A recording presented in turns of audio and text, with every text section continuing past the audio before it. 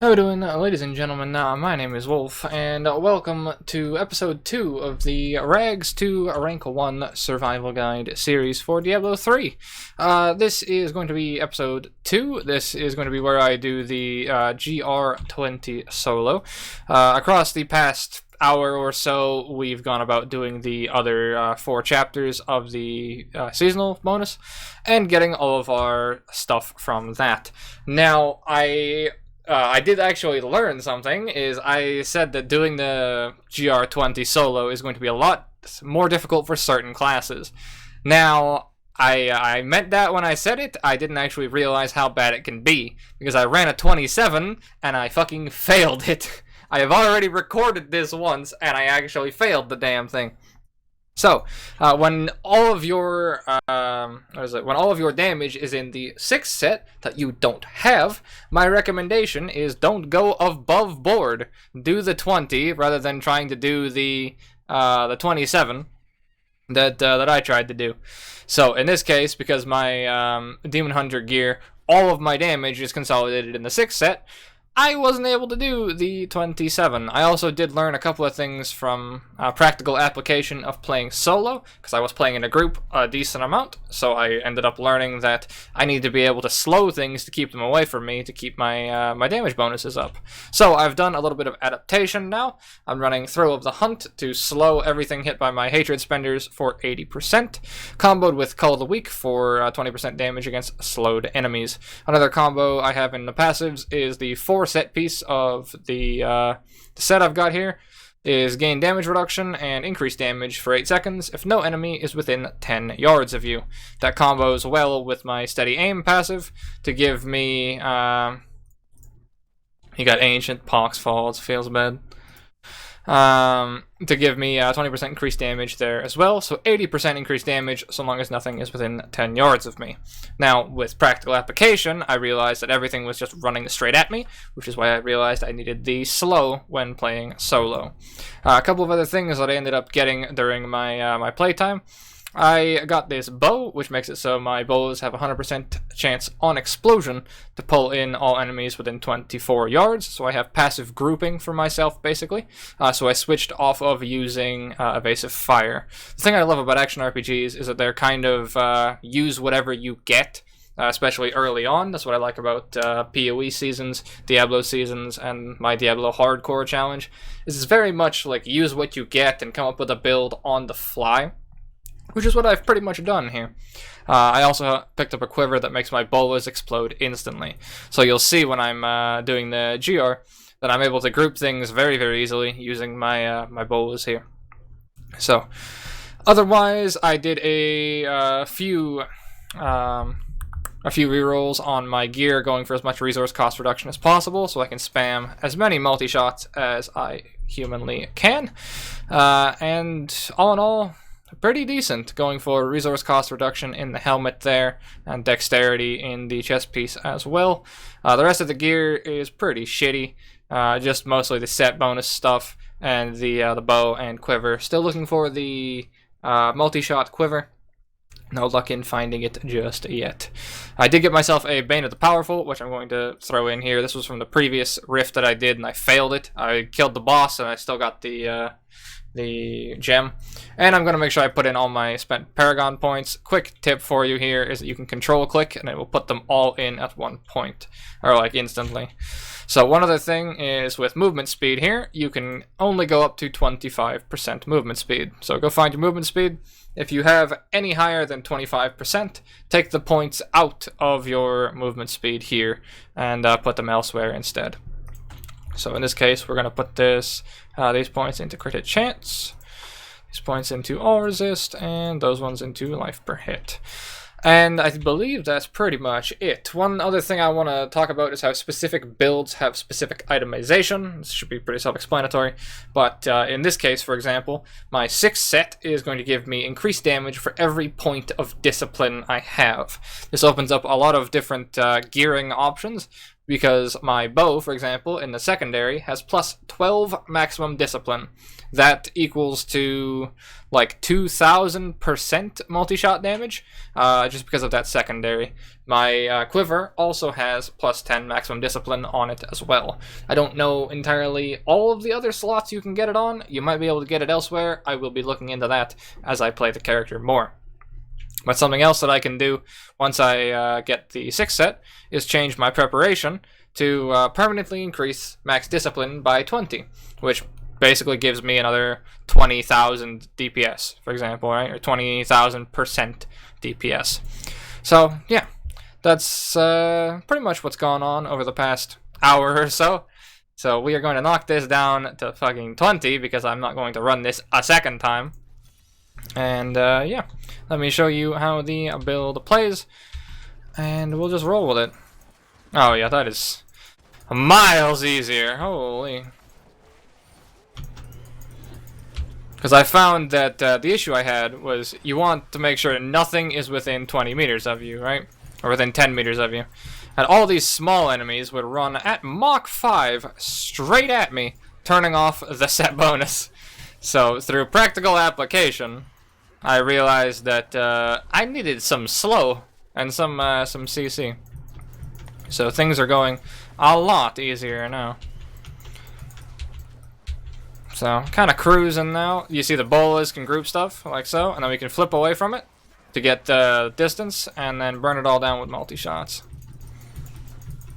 Now, that's sort of combo and whatnot isn't going to exist as we get later in, because I'm not going to be using that setup. I'm going to be using different things, right? So maybe I'll have different combos. I won't be using bolas or anything like that, right? Who knows what I'll wind up with. I don't know the exact build in its entirety just yet.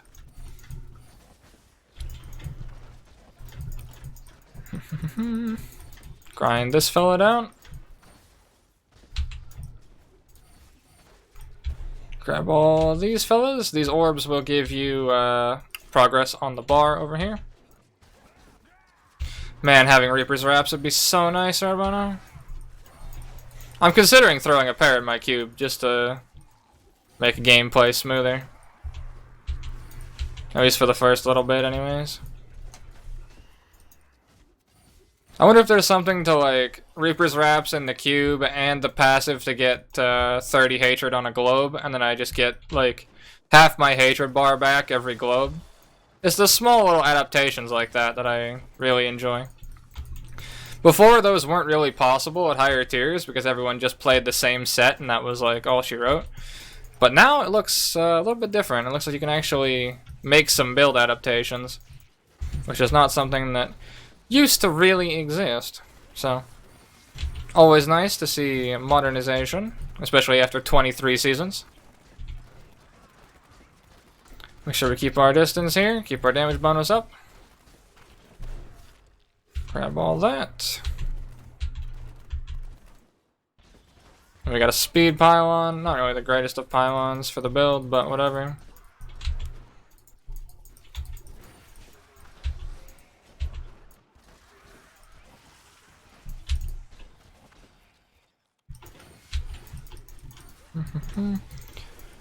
One other thing to actually comment on is that the weapon attack speed that you have on your character for certain attacks will actually differ how builds play a lot.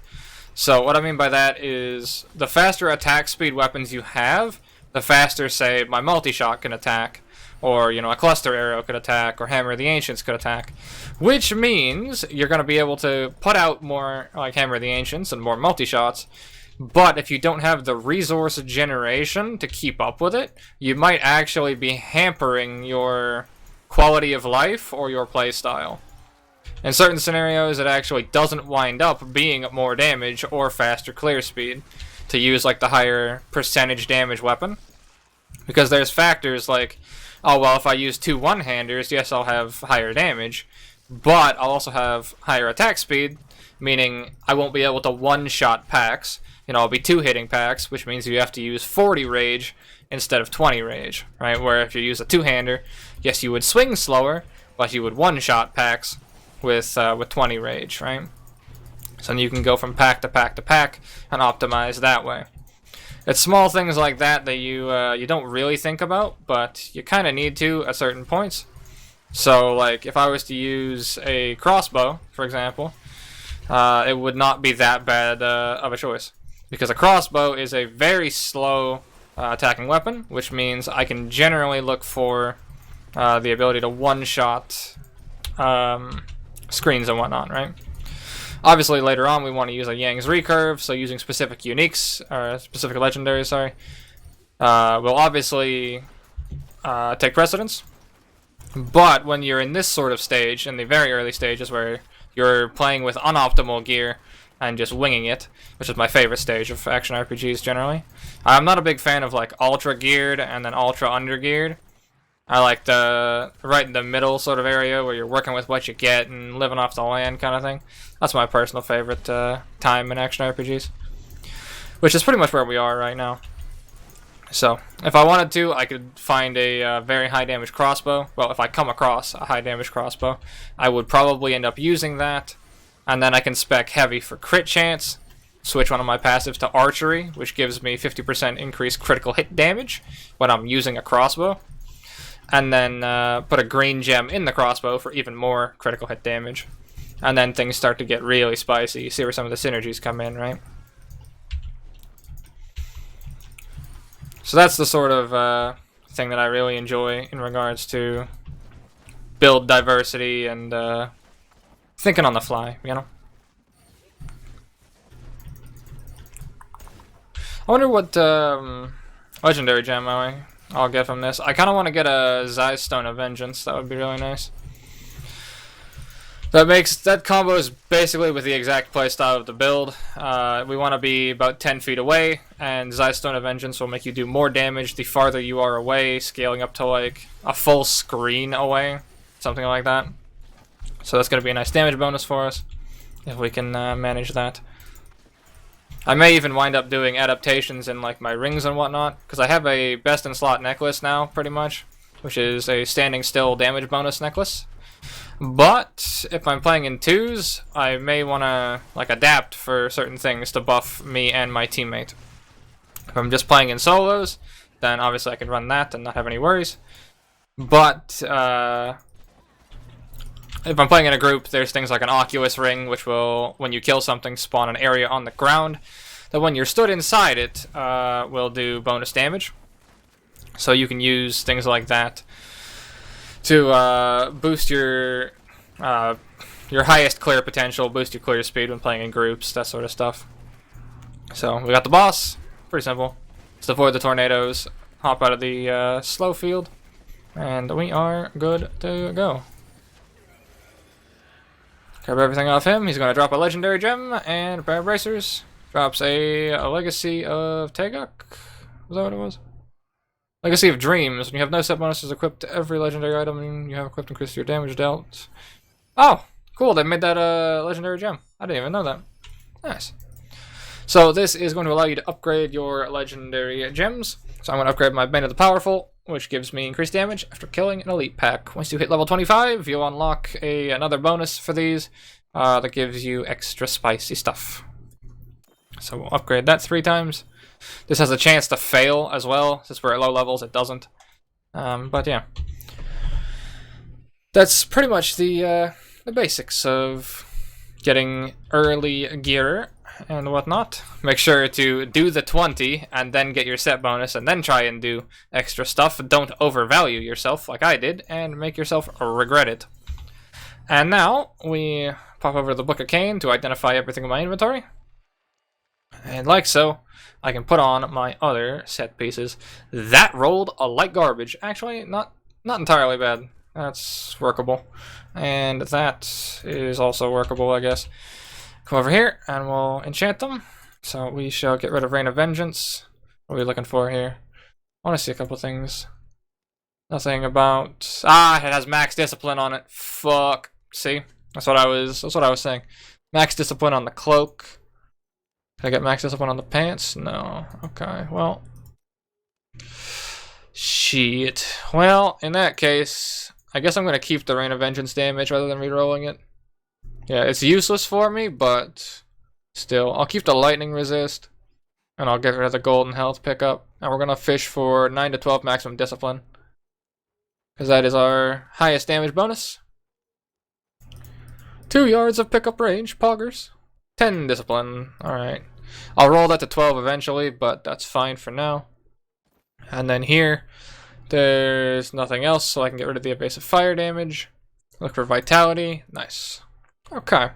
And then I can put in either green or all res in every single piece. I'm going to put green in, but I'm going to get it as high as I can first. Over here, go to combine gems, find myself the flawless imperial. If you just put in like 1-1, it'll auto craft the highest amount.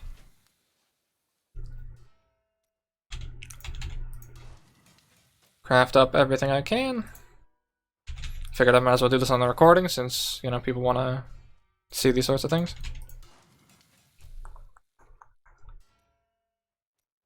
Have that.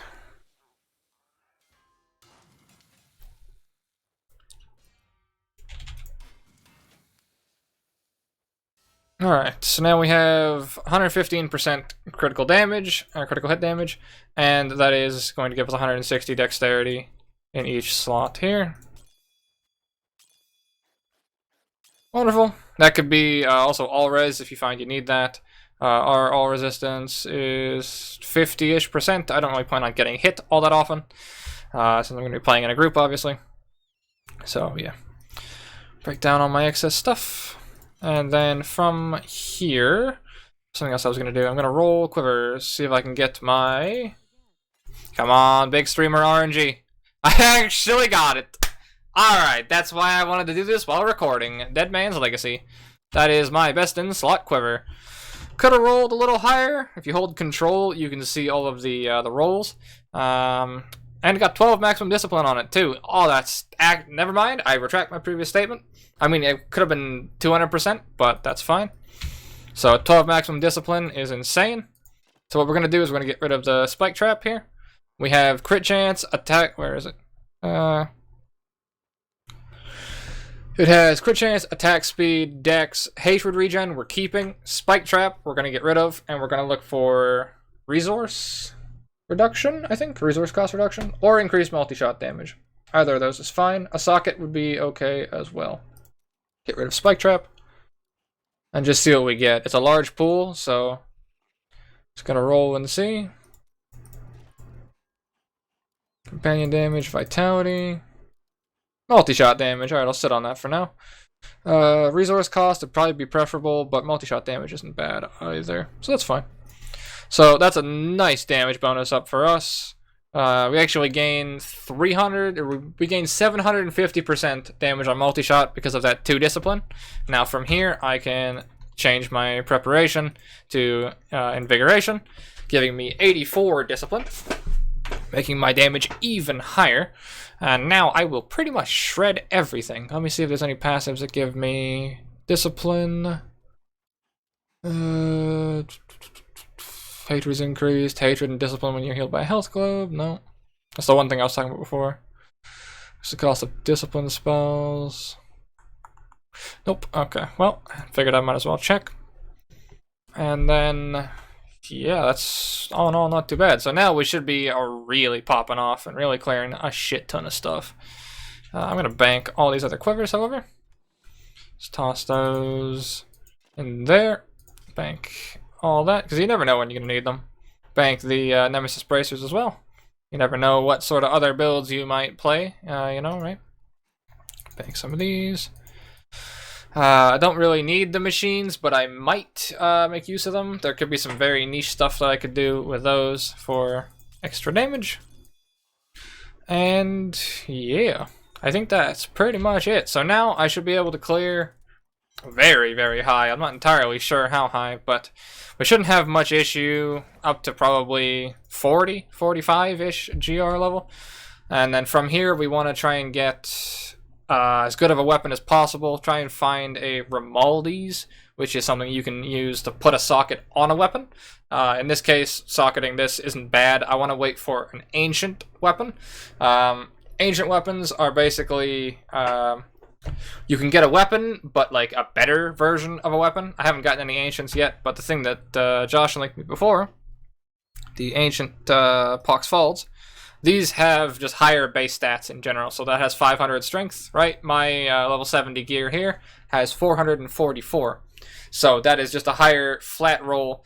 This one has a higher flat roll than is even possible on this, right? So I'm gonna wait for an ancient two-handed bow, either bow or crossbow.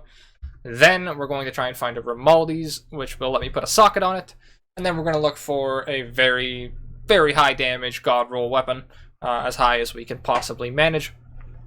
And yeah, so that's probably going to be the next investment. And we're going to be doing a bunch of normal rifts and then a bunch of greater rifts as well. I will update you with me doing a 2's push or some solo stuff a little bit later on after I make some more progress on the character. We're going to be doing a bunch of GRs, trying to get, trying to get legendary gems, and trying to level them up as well, as I just showed before, because you can have 3 legendary gems, 1 in each ring, and then 1 in the necklace as well. So we do still have a lot of work to do. This is, I'd say, about the halfway point. This is where all the fun starts to really pick up, because now you can farm a bunch, you get a shit ton of legendaries, a shit ton of gear, and you start sifting through a bunch of stuff en masse, and you can really watch your power level just spike immensely. But yeah, that's going to bring us to the end of episode 2. Thank you guys very much for watching, and I shall see you in the next one. Take care.